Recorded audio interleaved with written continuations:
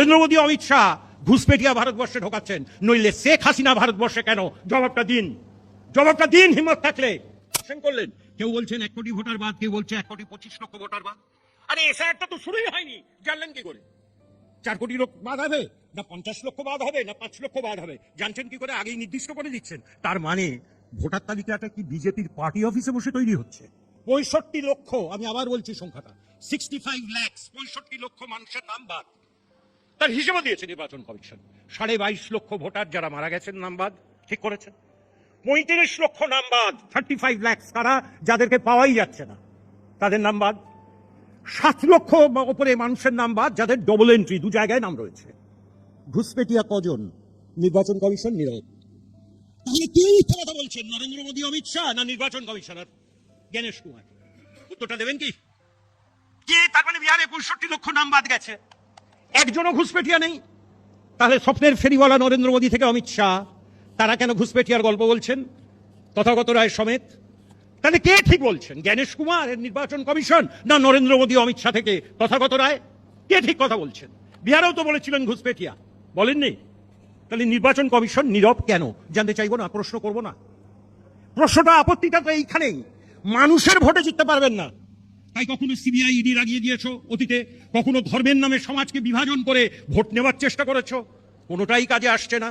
তাই উপায় একদম ভোটার তালিকা থেকে ন্যায্য ভোটারের নাম্বার দিয়ে ভোটার তালিকায় কারচুপি করে নির্বাচন যেত, তাই তো? ওই জন্যই তো আমি সুমন বাবুদের প্রোগ্রামে বারে বারে বলে গেছি, ওটা হচ্ছে অমিত শাহের চাকর, যে নির্বাচন কমিশনার। একজন চাকরকে করেছেন তার ভৃত্য, মনিরের নির্দেশ মতো নাম্বার দিচ্ছেন। নইলে আপনি আমাকে বলুন, তথাগত বাবুকেই আমি জিজ্ঞাসা করছি, বিহারে ভোটার লিস্ট এসআইআর শুরু হওয়ার আগে নির্বাচন কমিশনার কি করে জানলেন?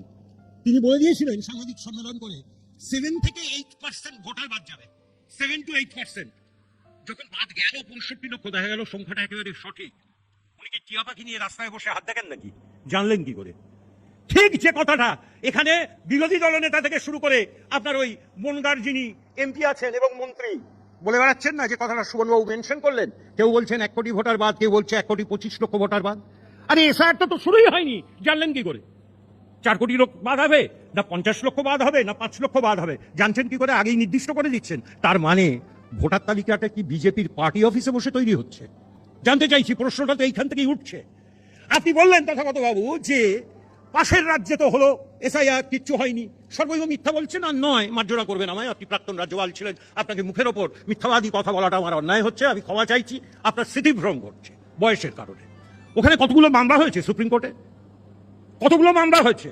25শে জুন ওখানে এসআইআর শুরু হয়েছে, আজ পর্যন্ত সুপ্রিম কোর্টে কতগুলো মামলা হয়েছে। সুপ্রিম কোর্ট আপনার নির্বাচন কমিশনারের কানটি মুলে দিয়েছেন, দিয়ে বললেন, কারণ নির্বাচন কমিশনার প্রথমে বলেছিলেন 11টা এভিডেন্স, এই 11টা এভিডেন্সের মধ্যে যে কোনো একটা প্রমাণ দেখাতে হবে।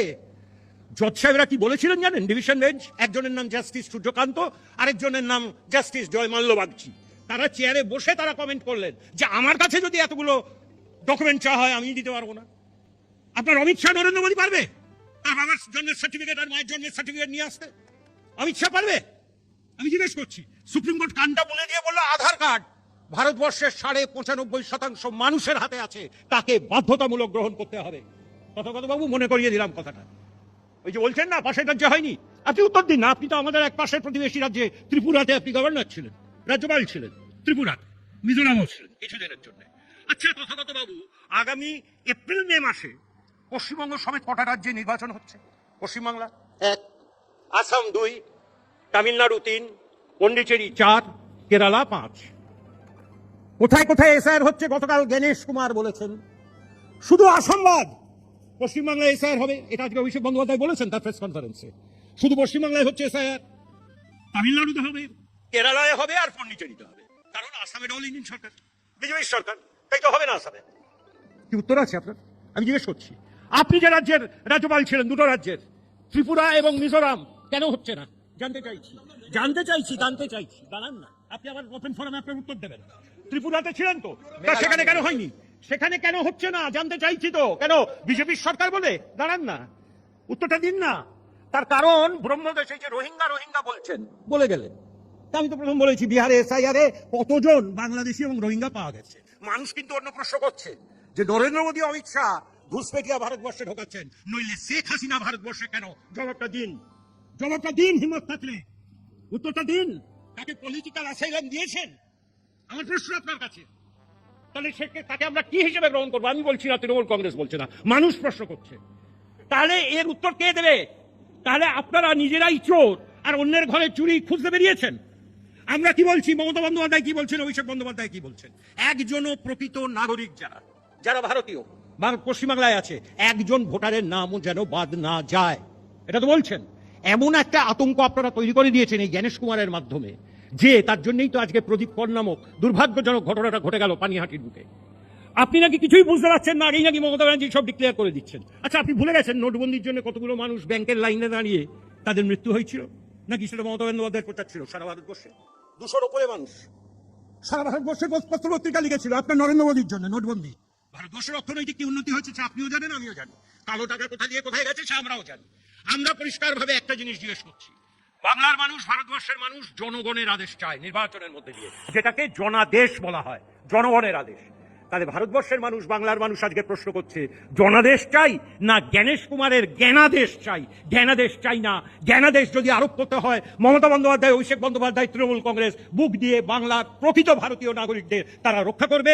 এবং বিজেপি তারা হচ্ছে দেশদ্রোহী, তারা ভোটার লিস্টের মাধ্যমে জ্ঞানেশ কুমারকে দিয়ে প্রকৃত ভোটারদের নাম বাদ দিয়ে, কেন দেখছেন ওই যে ভারতবর্ষের ক্ষমতায় আর বেশি দিন থাকা যাবে না, সিংহাসন টলমল করছে, বিহার দিয়ে শুরু করেছেন। তার কারণ নীতিশ কুমার এবং চন্দ্রবাবু নাইডুর উপরে সরকার দাঁড়িয়ে আছে।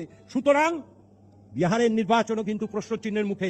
বিহারটা জিততেই হবে, নইলে কেন্দ্রের সরকার পড়ে যেতে পারে নরেন্দ্র মোদীর সরকার। তাই তো এসআইআরটা সেখান থেকে শুরু করেছেন, অবৈধভাবে মানুষের নাম বাদ দিয়েছেন। সেটাই তো আপনার কাছে আমার প্রশ্ন ছিল। একটা বিহারের আরেকটা ঘটনা আপনাকে বলে দিচ্ছি এসআইআর এর মধ্যে দিয়ে। এই মাননীয় নির্বাচন কমিশন শ্রীমান জ্ঞানেশ কুমার কি করেছেন জানেন? নতুন ভোটার যাদের নাম নথিভুক্ত হয় ফর্ম নাম্বার 16, ফর্ম নাম্বার 6 প্রশ্ন করছে, জনাদেশ চাই না জ্ঞানেশ কুমারের জ্ঞানাদেশ চাই? জ্ঞানাদেশ চাই না। জ্ঞানাদেশ যদি আরোপ করতে হয়, মমতা বন্দ্যোপাধ্যায়, অভিষেক বন্দ্যোপাধ্যায়, তৃণমূল কংগ্রেস বুক দিয়ে বাংলার প্রকৃত ভারতীয় নাগরিকদের তারা রক্ষা করবে। এবং বিজেপি তারা হচ্ছে দেশদ্রোহী, তারা ভোটার লিস্টের মাধ্যমে জ্ঞানেশ কুমারকে দিয়ে প্রকৃত ভোটারদের নাম বাদ দিয়ে, কেন দেখছেন ওই যে ভারতবর্ষের ক্ষমতায় আর বেশি দিন থাকা যাবে না, সিংহাসন টলমল করছে, বিহার দিয়ে শুরু করেছেন। তার কারণ নীতিশ কুমার এবং চন্দ্রবাবু নাইডুর উপরে এই সরকার দাঁড়িয়ে আছে। সুতরাং বিহারের নির্বাচনও কিন্তু প্রশ্নচিহ্নের মুখে। বিহারটা জিততেই হবে, নইলে কেন্দ্রের সরকার পড়ে যেতে পারে নরেন্দ্র মোদীর সরকার। তাই তো এসআইআরটা সেখান থেকে শুরু করেছেন, অবৈধভাবে মানুষের নাম বাদ দিয়েছেন। সেটাই তো আপনার কাছে আমার প্রশ্ন ছিল। একটা বিহারের আরেকটা ঘটনা আপনাকে বলে দিচ্ছি এসআইআর এর মধ্যে দিয়ে। এই মাননীয় নির্বাচন কমিশন শ্রীমান জ্ঞানেশ কুমার কি করেছেন জানেন? নতুন ভোটার যাদের নাম নথিভুক্ত হয় ফর্ম নাম্বার 16, এই মাফ করবেন, ফর্ম নাম্বার 6, 6 নম্বর ফর্ম, ঠিক বলছি তো? ফর্ম নাম্বার 6 ফিল আপ করতে হয়। যখন ড্রাফট ভোটার লিস্ট বেরিয়ে গেল, খসড়া ভোটার তালিকা, তখন নতুনভাবে যারা অ্যাপ্লাই করলেন নাম, তাদের ফর্ম নাম্বার 6টা ভর্তি করতে হয়েছিল। নির্বাচন কমিশন ঘোষণা করলো বিহারে 16 লক্ষ ফর্ম নাম্বার 6 জমা পড়েছে, 16 লাখ, 16 লক্ষ। আর যখন ভোটার তালিকা বেরোলো, ফাইনাল ভোটার তালিকা, দেখলাম 21 লক্ষ নতুন ভোটার।